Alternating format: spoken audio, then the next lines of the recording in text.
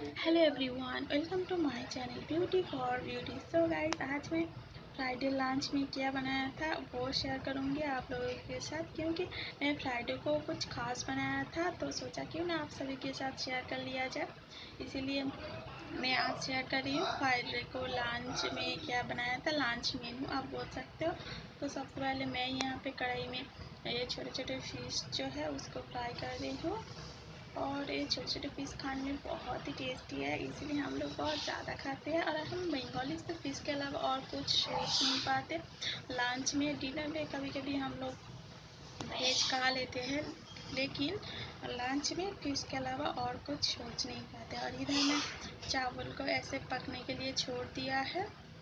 और ये थोड़े से और फिश है। और यहाँ पे है इलिश फिश, आप देख सकते हो। और दही इलिश बनाने के लिए चाहिए दही और मस्टर्ड सीड का जो पेस्ट है वो। और मैं मस्टर्ड सीड को ऐसे घोल बना के लिया है पेस्ट को। और यहाँ पे मैं दही ले रही हूँ, ज़्यादा ही दही लेना है हमें दही इलिश बनाने के लिए। और इधर मैं इस छोटे पीस को एक और बार पलट दूँगी ताकि ये जल ना जाए। और ये छोटे फिश फ्राई खाने में बहुत टेस्टी है, बहुत। और इधर मैं दही को अच्छी तरह से फेंट लूँगी ताकि इसमें कोई भी लम्स ना रहे। अच्छी तरह से फेंट लेना है हमें। और मैं स्पून की हेल्प से फेंट रही हूँ। और उसके बाद इधर मैं एक और बार इस फिश को पलट दूँगी ताकि ये जल ना जाए और अच्छी तरह से पक जाए दोनों तरफ से ही। और मैं उसके बाद इसकी आंच थोड़ी सी धीमी कर दूंगी ताकि मैं दही को अच्छी तरह से फेंट पाऊँ।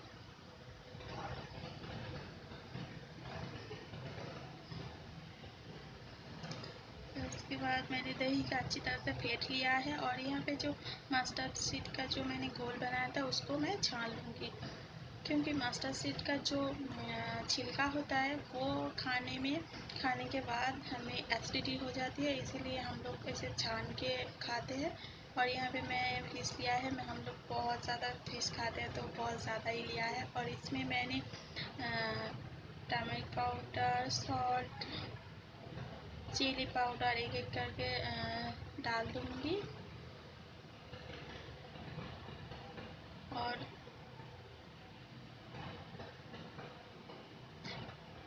तो मैं एक हाथ से कैमरा पकड़ा हुआ था तो ऐसे हो रहा है। और यहाँ पे मैं लाल मिर्च डालने के बाद थोड़ा सा मस्टर्ड ऑयल डाल दूँगी, ज़्यादा ही डाल दूँगी ताकि ये और भी ज़्यादा टेस्टी बन जाए। और इसके ऐसे उसके बाद इसे मैरिनेट करके ऐसे मिक्स करके सारा कुछ मिक्स करके ऐसे छोड़ दूँगी कुछ देर। और उसके बाद इसे सीधे कढ़ाई के अंदर डाल देना है हमें, कुछ और नहीं करना है। इसे मैरिनेट करना बहुत ज़रूरी है ताकि इसका जो मसाला है सारा कुछ फिश के अंदर अच्छी तरह से चली जाए और फिश और भी ज़्यादा टेस्टी हो जाए। तो मैंने यहाँ पे मिक्स कर लिया है। उसके बाद इसे छोड़ दूँगी ऐसे थोड़ी देर।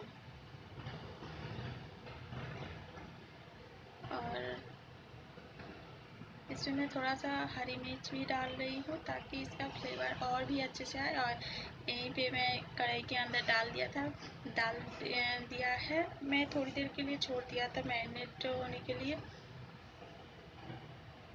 और मैं इसको अभी इस तरह से ढक के पकाऊंगी धीमी आंच में ताकि अच्छी तरह से पक जाए। और इधर मैं एक और जो थोड़ा सा छोटे छोटे पीस रह गया था उसको मैं फ्राई करूँगी।